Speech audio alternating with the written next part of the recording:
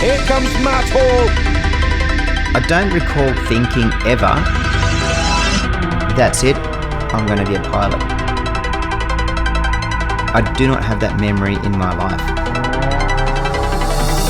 I have aviation memories, and those first memories don't include me going, oh wow, it's a plane. It's a first memory of going, it's just another plane. So somewhere in there, I've made an assumption that, well, of course I'm going to be a pilot. There's no decision to be made.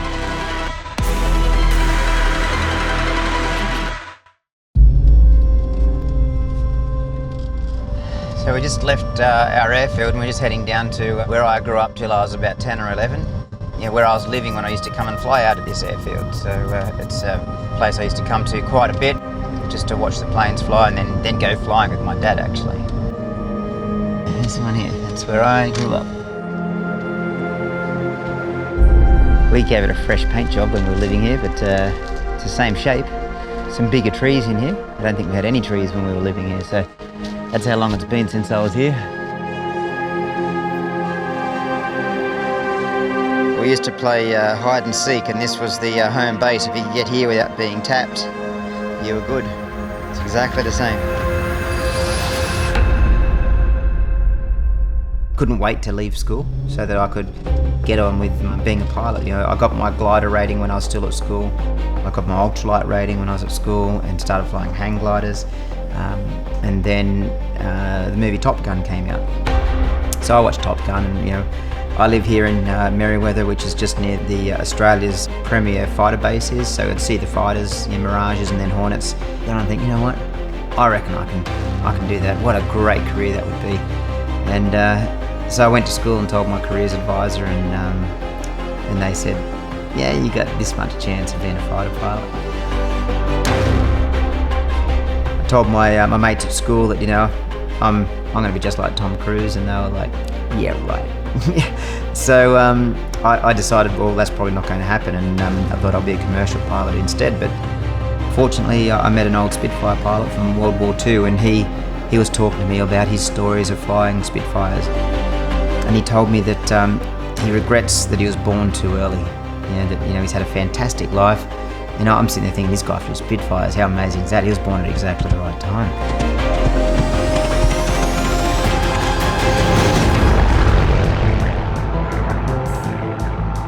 He said, I wish I was born later in life, because I'd love to be in your shoes right now so that I had the potential to join the Air Force and go fly supersonic fighters.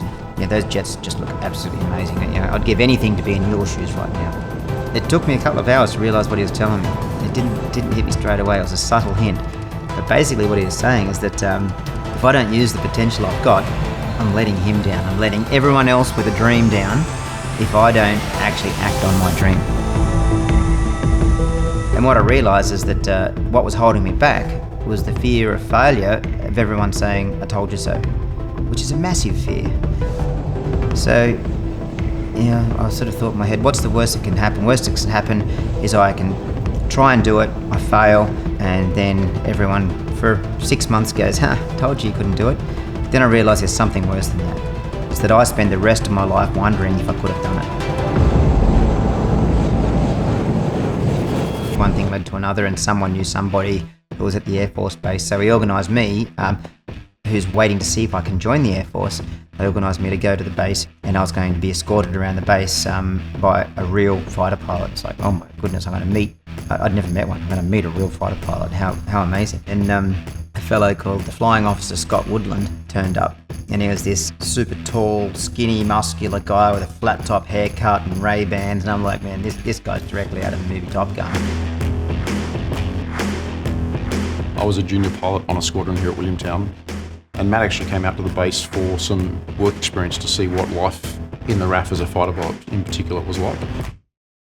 And I was actually designated to show him around that day. That was an amazing day for me because it proved a few things to me. It showed me that a normal person can do extraordinary things. So it motivated me that it's not for the lucky few, it's for normal people who work really hard.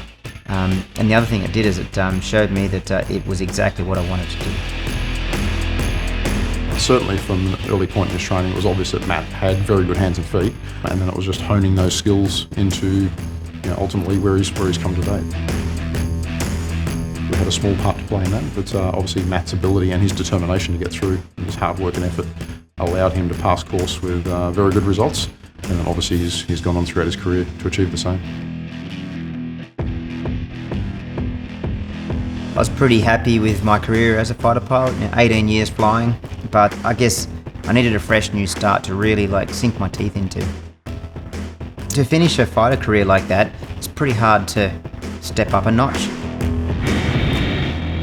But I've left flying some of the most advanced aircraft in the world, doing one of the boyhood dream jobs that everyone goes, fighter pilot, whoa, how cool, and I've gone to become a Red Bull Air Race pilot. The former Royal Australian Air Force fighter pilot.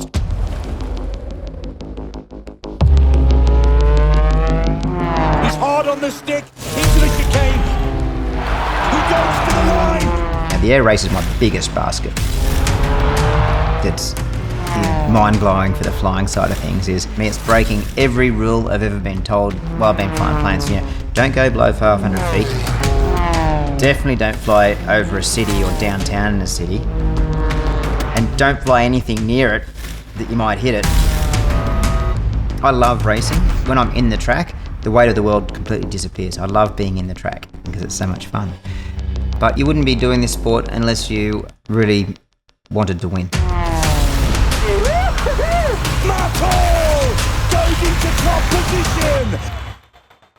I don't think there's any way in the world I would have been able to get to where I'm at without my wife by my side, because she encourages me when I'm getting frustrated, and she clears my head when I'm when I'm getting clouded and too focused.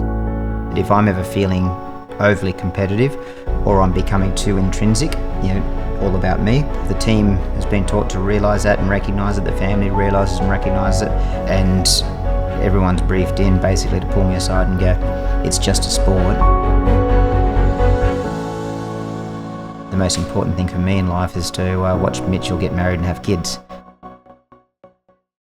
What I've realised over time is that setting something like becoming world champion, that's a dream, it's not a goal. I don't think you should put a timeline on a dream, because all it does then is your dream becomes a nightmare. So my dream is to become world champion. Am I going to become world champion this year? Awesome, but I can't control that. I can't make it happen, but I will continue to work until I achieve my dream.